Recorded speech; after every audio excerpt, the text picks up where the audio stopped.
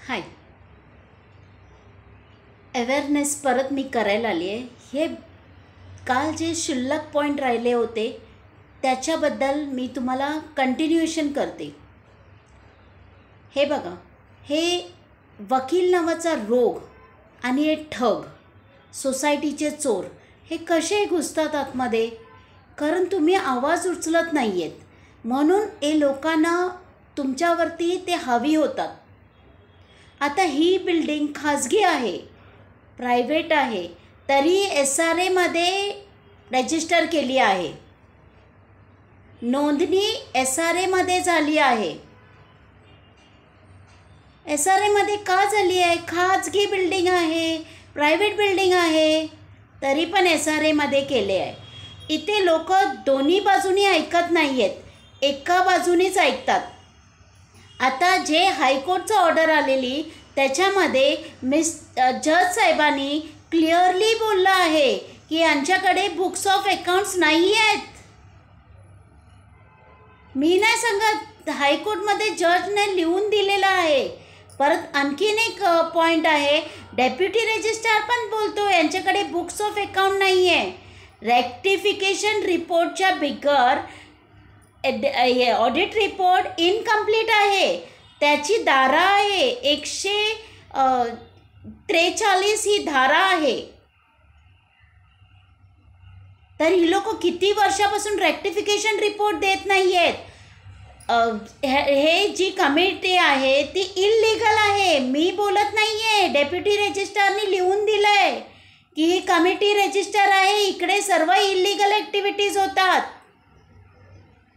Police कधी action घेणार यांच्यावरती? काय क्राईम झाल्यानंतर ॲक्शन घेणार, नंतर सर्व मोर्चे निघणार?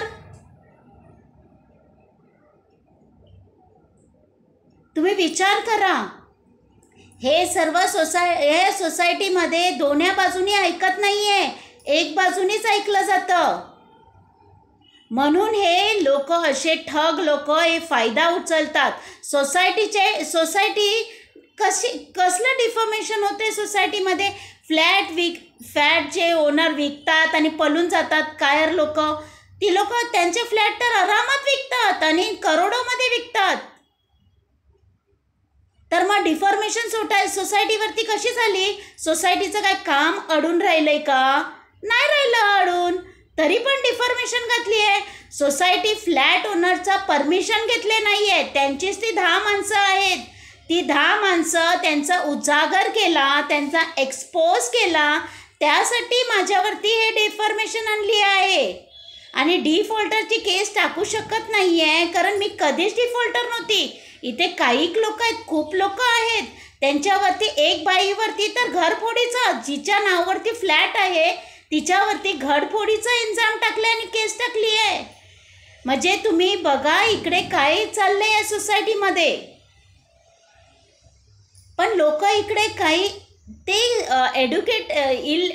सुशिक्षितच नाही आहेत, एड्युकेटेडच नाही आहेत, तर मग त्यांच्या पुढे मी काय बोलू शकते? आणि मला कधी बोलायला मोका देत नाही आहेत.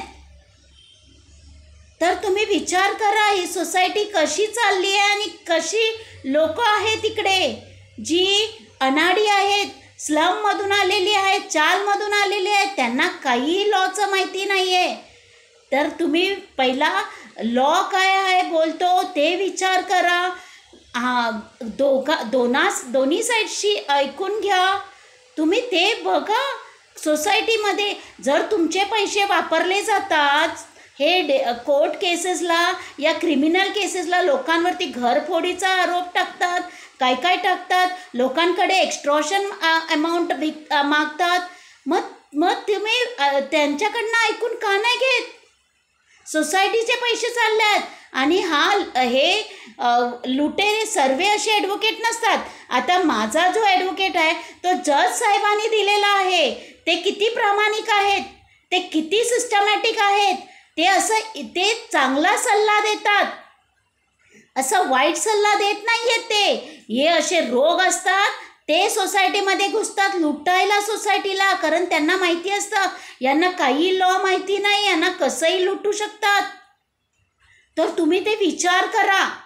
माझी एक हंबल रिक्वेस्ट आहे, एक विनंती आहे तुमच्याकडे की तुम्ही या विषयावरती तुमच्या सोसायटीमध्ये पण असं होत असेल आणि तुम्ही घाबरत असाल की कशाला घाबरायचं, देवाला खाली घाबरा, देवच एक आहे. तर तुम्ही विचार करा, देवाला घाबरा, माणसांना घाबरू नका.